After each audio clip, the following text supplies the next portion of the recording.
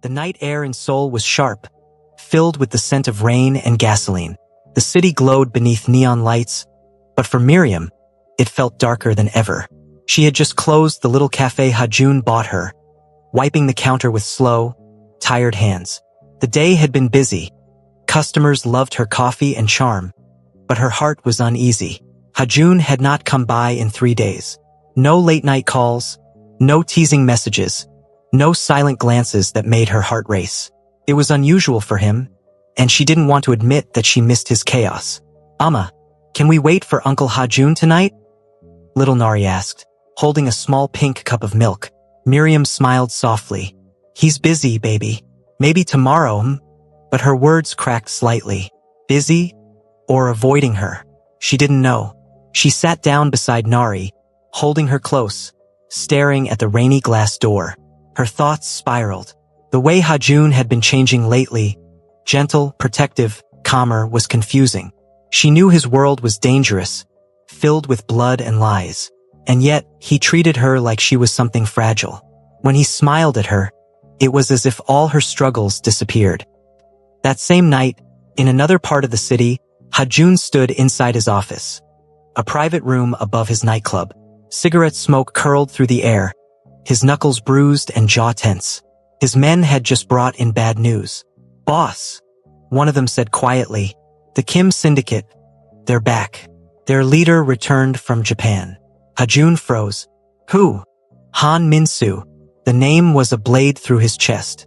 He'd heard it before years ago in the underground rings where deals were made in whispers. But now it had a different weight. Min-soo, the man who'd once been involved with a woman named Miriam. The man who had abandoned her and vanished after making her pregnant. Ha-jun's hand clenched. "So he's back," he muttered darkly. "And he's my rival now?" His lieutenant nodded. "He's taking over half of Gangnam. He's already talking about peace treaties and alliances, but we both know that man doesn't do peace." Ha-jun dropped his cigarette and crushed it under his boot. His voice was low, dangerous. "Find out where he's hiding. I want to see him myself." He didn't say it out loud, but his heart was pounding for another reason. If this was Miriam's Min-soo, he knew their paths were about to collide in the worst way possible. 2 days later, the rain finally stopped. Miriam had just stepped out of a supermarket, holding bags of groceries. She walked with Nari down a narrow street, humming softly, when a black car slowed beside them. Her chest tightened, the tinted window rolled down, and there he was, Min-soo, the man who had destroyed her heart. Her breath caught as his voice came through, smooth and familiar. "Miriam." She froze. For a second, the world felt silent. Her fingers trembled around Nari's hand. "Appa," Nari whispered innocently. Miriam's throat burned. "No, baby. Keep walking." But Min-soo stepped out of the car, wearing a fine suit, his smile polished and fake. "You've changed, but I'd recognize those eyes anywhere," he said softly. She turned around slowly, glaring at him. "And I'd recognize that lying mouth anywhere." Min-soo laughed faintly. "Still the same fire, I see." Her temper snapped. "Don't you dare talk to me like that. You left me when I was pregnant, Min-soo. You said you had a family. You made me feel like trash." His face twitched. "Things were complicated." "Complicated?" She cut him off. "No, you were just a coward." People were starting to stare. Nari clung to her skirt, eyes wide. Min-soo's fake charm disappeared. He looked at Nari for a long time, too long. "She's mine, isn't she?" he finally asked. Miriam stepped back, her voice low and trembling. "She's not your anything. Don't you dare claim her now." He smiled sadly, the kind that made her want to slap him. "You can't erase blood, Miriam. One day she'll want to know." "Maybe," she hissed. "But not from you." She walked away quickly, heart pounding, refusing to look back. But Min-soo watched her go, his jaw tightening. "She's my weakness and my weapon." The next night, Miriam couldn't sleep. The memory of Min-soo's face haunted her. The way he looked at Nari, the arrogance in his eyes. It made her stomach twist. Around midnight, she stepped out onto her balcony for air. Rain had started again, light and steady. She looked down and froze. Ha-jun was leaning against his black car across the street, watching her silently under the rain. Their eyes met. He didn't move, didn't speak, just gave a faint nod as if saying, "I'm here." Something inside her broke. Years of fear, anger, loneliness. Tears spilled silently as she whispered, "Why do you care this much?" He couldn't hear her, but somehow, she felt his answer in the way he stood there. Because for once, someone finally saw her pain and didn't walk away. By morning, Hajun received a message that made his blood run cold. It was from Minsu. "We have unfinished business, old friend. Meet me tonight at the docks. Bring the woman if you're not afraid." Hajun crushed the phone in his hand. He wants to play games? Fine. He turned to his men. "Double the guards on Miriam and Nari. If anything happens to them, I'll burn this city to the ground." Meanwhile, Miriam sat inside her cafe, unaware of the storm about to explode around her. She hummed softly as Nari played beside her, trying to pretend that life was normal. But deep down, she could feel it, the tension in the air, the shadow following her again. Little did she know, that night would mark the beginning of a war between two men, one who had broken her heart, and one who was ready to destroy the world to protect it. The wind was wild that night. The moon hid behind heavy clouds, and the Han River shimmered under cold, broken light. Everything about Seoul felt tense, waiting, like something terrible was about to happen. Miriam sat by the window of her tiny apartment, staring into the darkness. Nari was fast asleep in bed, her little chest rising and falling peacefully. Miriam should have been resting too, but sleep was impossible. Minsu's face haunted her. The sound of his voice, the way he looked at their daughter. It replayed in her mind like a broken record. And then there was Hajun. His stormy eyes, his silent protection, his confusing tenderness. Two men, one past, one present, both dangerous in different ways. Her phone buzzed suddenly. A message. Unknown number. "You still owe me answers, Miriam. Meet me tonight at the docks. I just want to talk." Her heart pounded. She didn't need to ask who it was. She knew that number, that tone, that poison. She typed furiously, "Leave me alone. I have nothing to say to you." Almost immediately, another reply came. "You owe it to our daughter." Her throat tightened. Rage, guilt, confusion. They all crashed together inside her. Maybe she did need closure. Maybe if she saw him one last time, she could end this nightmare forever.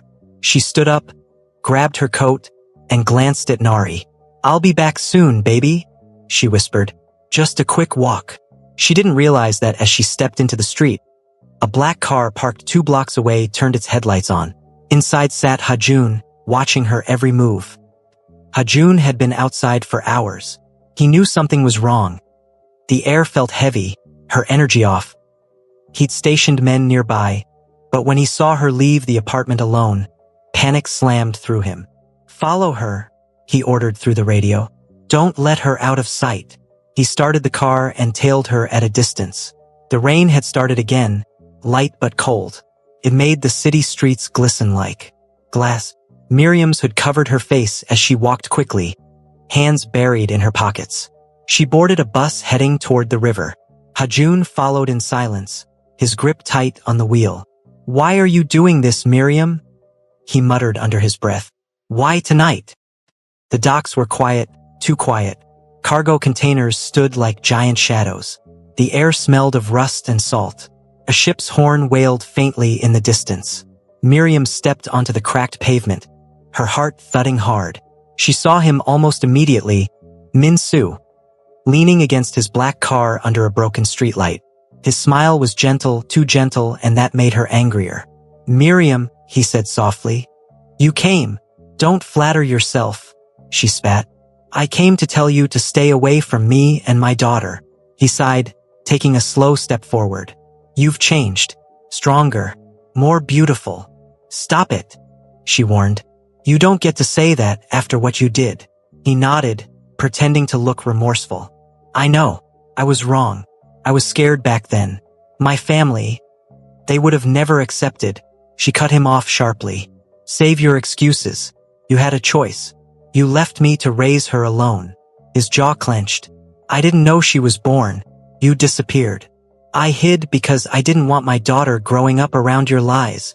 The air between them thickened. For a second, his face softened. Then let me make it right now. I have money, power, anything you want. Let me take care of both of you. Miriam stared at him in disbelief, then laughed bitterly. Take care of us? You mean control us? You think I'd let you near my child after everything? Something snapped in Minsu's expression. His fake gentleness vanished, replaced by the cold look of a man used to getting what he wanted. You're talking like a woman who doesn't know who she's dealing with, he said quietly. You think that thug Ha-jun can protect you from me? Her heart skipped. How do you know about Ha-jun? He smirked. Because he and I were once on the same side. The words hit her like lightning. What are you saying? Oh, didn't he tell you? Minsu whispered. Ha-jun used to work under my father's syndicate. He was trained by me. He learned everything from me. The weapons, the trade, the blood. That man you think protects you? He's just another devil from my world. Miriam's breath caught. For a moment, everything blurred. Could that be true? Ha-jun working under him? Before she could reply, headlights flared behind her. She turned sharply. Ha-jun's car screeched to a stop. He jumped out, gun in hand, his coat flying behind him. Get away from her, Minsu, he growled. Miriam froze between them, heart pounding so loudly she could barely breathe. Minsu smiled mockingly. Well, look who came to play the hero. You should have stayed dead, Ha-jun spat. You should have stayed loyal, Minsu shot back. Loyal? Ha-jun barked out a bitter laugh. You used people like toys. You destroyed her life. And you think you're better?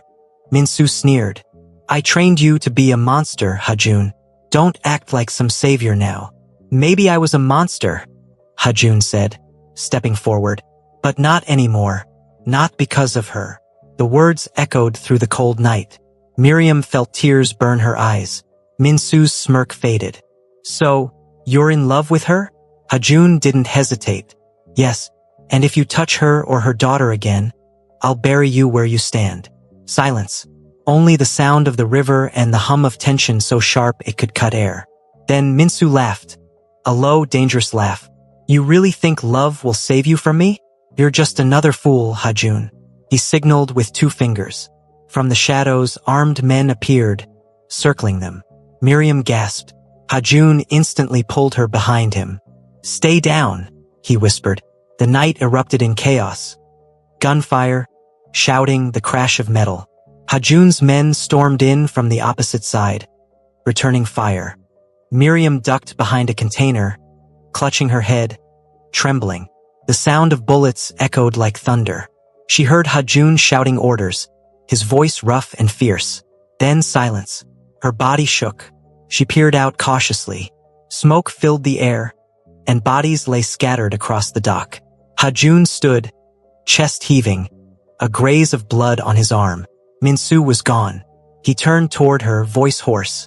Are you hurt? She shook her head, but tears rolled down her cheeks. Why didn't you tell me? He froze. Tell you what? That you worked for him, she shouted. That you were part of that same world. Ha-jun looked away, guilt flickering across his face. Because I didn't want you to see me as one of them. I left that life behind the day I met you. But you lied to me, she whispered. You said you were different. I am different, he said softly. Because of you. She stepped back, confusion swirling inside her. Her trust in him was cracking, piece by piece. Ha-jun, I can't do this, she murmured. I can't raise my daughter in blood and danger again. He reached for her hand, desperate. I swear to you, I'll end this. I'll make sure Minsu never touches you again. She pulled her hand away. You can't fight your past forever. He stared at her, pain in his eyes. Then I'll die trying. The next morning, Seoul woke to news of a mysterious shootout near the river. Police surrounded the area, but no one had answers. Miriam sat in her cafe, silent, watching the rain slide down the glass. Her heart was heavy. Ha-jun hadn't come back. His phone was off. His men were silent. For the first time, she was afraid. Not of Minsu, but of losing the one man who had made her believe in love again. As she held Nari close, She whispered shakily.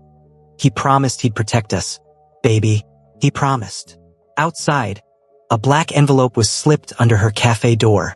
She picked it up with trembling hands. Inside was a single note, written in Korean.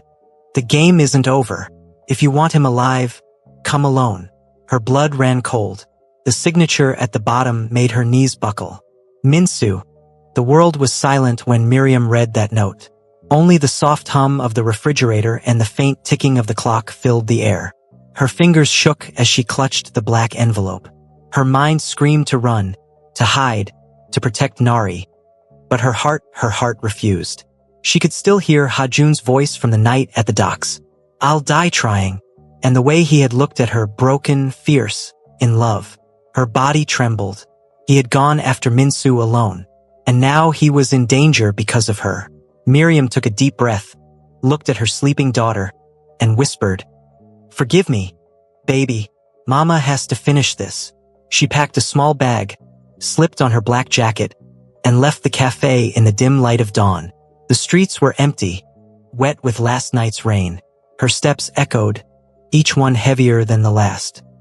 By 6 a.m., she stood outside a rusted warehouse near the river. The kind of place no one visited unless they were ready to disappear. The air was thick with mist and danger. Her phone buzzed again. Another message from Minsu. Come inside. Leave your phone outside. You have 5 minutes. Miriam's heart pounded in her chest. She tossed her phone into the gutter, whispered a quick prayer, and pushed the metal door open. Inside, the smell of oil and blood hit her like a slap. Dim lights flickered. Shadows moved in the corners. And then she saw him, Ha-jun. He was tied to a chair, his face bruised, his shirt soaked in sweat and blood. His head was bowed, but when he heard her footsteps, he lifted his gaze, and his eyes widened in shock. Miriam, his voice cracked. What are you doing here? Her breath hitched. I got your message.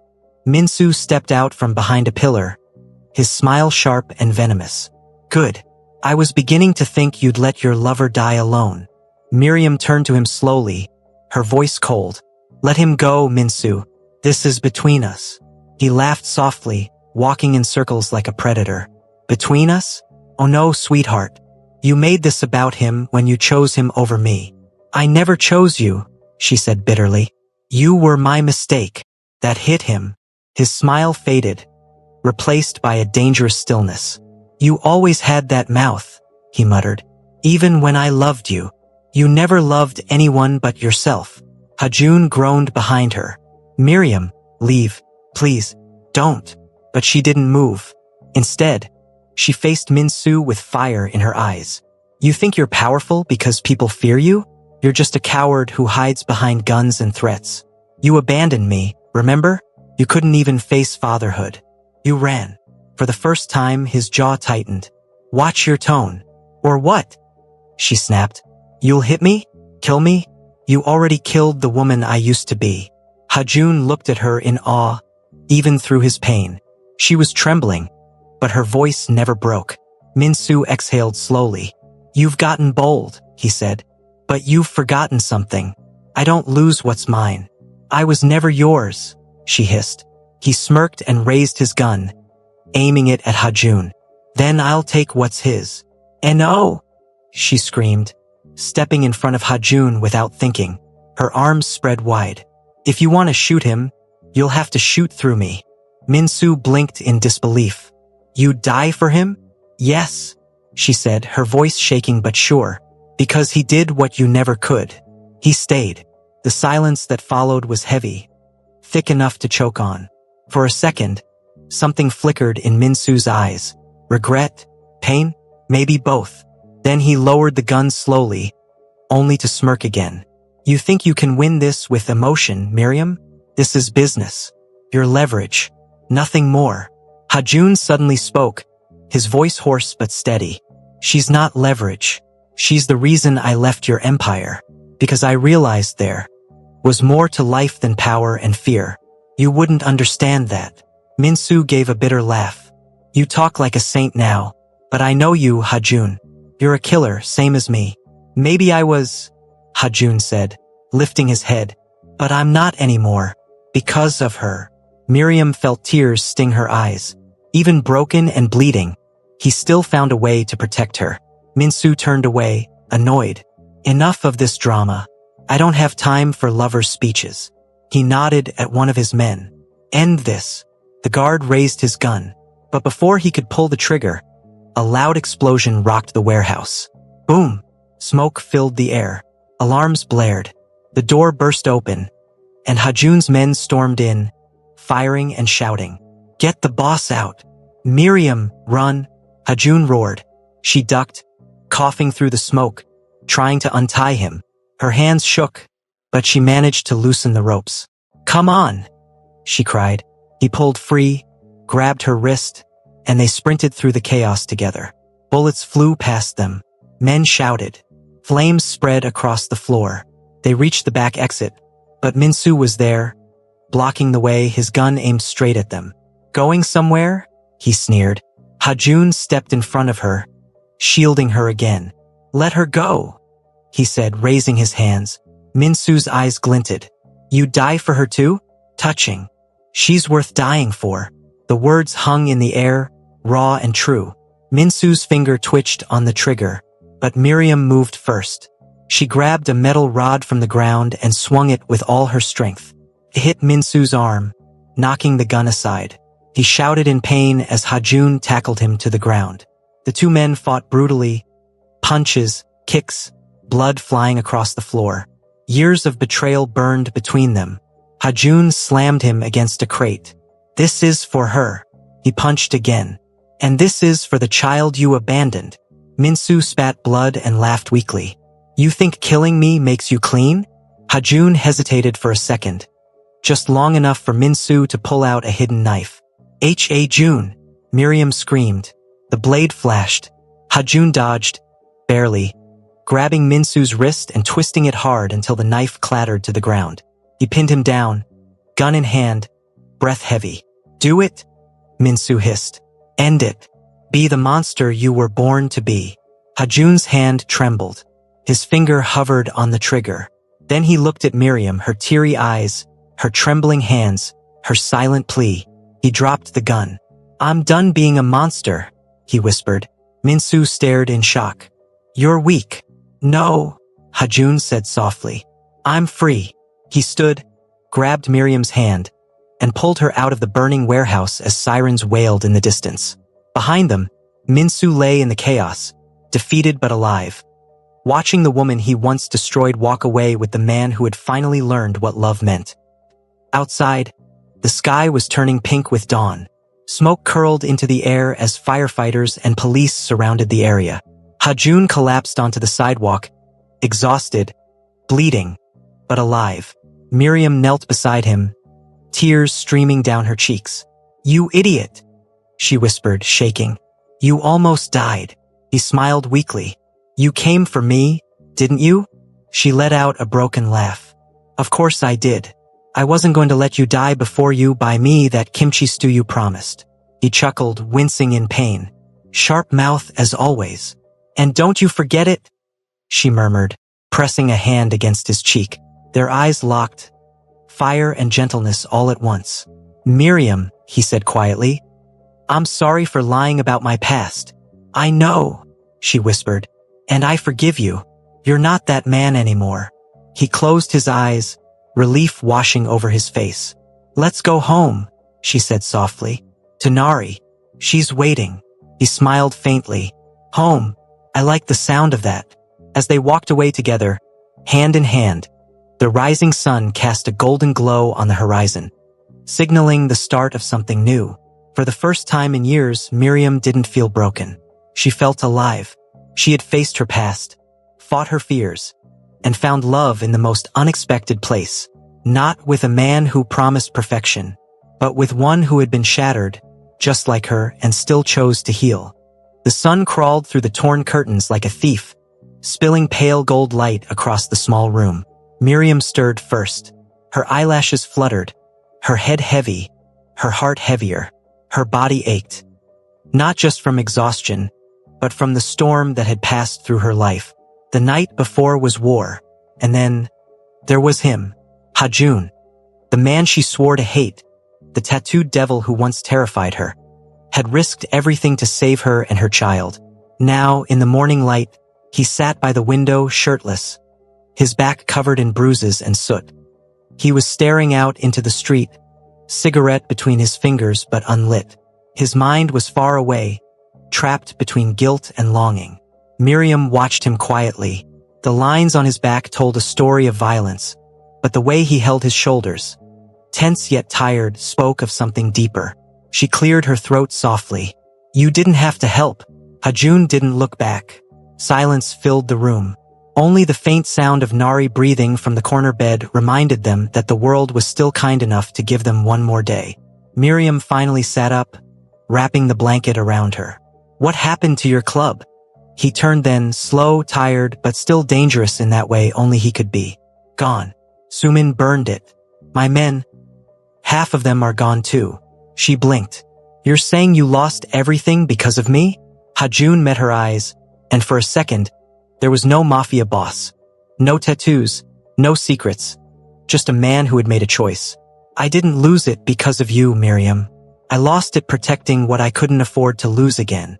Her lips parted, but no words came out. He leaned back, exhaling sharply. "I've done a lot of things I'm not proud of. But last night," he paused, swallowing hard. "Last night, I felt something I didn't think I could feel again, fear. Not for me. For you." Miriam felt a sting in her chest. This was the same man who she once chased, who walked around with arrogance and danger. Now he sounded broken. "You're a confusing man, Hajun," she whispered. He gave a faint smirk. "You're not exactly simple yourself, beautiful." That name again, beautiful. It rolled off his tongue like a confession. Miriam turned away, pretending to fix the blanket, but her heart was drumming fast. Then came Nari's small voice, sleepy and soft. "Mommy, are we safe?" Miriam immediately turned, gathering her daughter in her arms. "Yes, baby, we're safe. I promise." Hajun stood, grabbed his jacket, and quietly slipped something into Nari's hand. A little silver necklace with a moon pendant. "For protection," he said. Nari's face lit up. "Thank you, Mr. June." He smiled gently, the kind of smile Miriam had never seen on him before. Calm, genuine, almost fatherly. But behind that smile was guilt, a shadow he couldn't escape. Weeks later, Miriam opened a small coffee shop by the river, Nari's place. Hajun sat outside every morning, arm bandaged, smiling quietly as he watched her serve customers. People whispered that the Ruthless Mafia had gone soft. Maybe he had. But in that little cafe, surrounded by laughter, the smell of coffee, and the woman who tamed his chaos, Hajun finally found peace. And Miriam? She found what she thought she'd lost forever. A home, a heart, and a love that survived the flames. Hello besties, in this sweet story we learned that no matter how much life abandons you, strength, resilience and self-worth can turn pain into power. True love and loyalty reveal themselves in unexpected places, while those who betray will face their own karma. A woman who protects, fights for and believes in herself can rise above any challenge and claim her destiny. Thank you so much for watching. Kindly like, subscribe and share.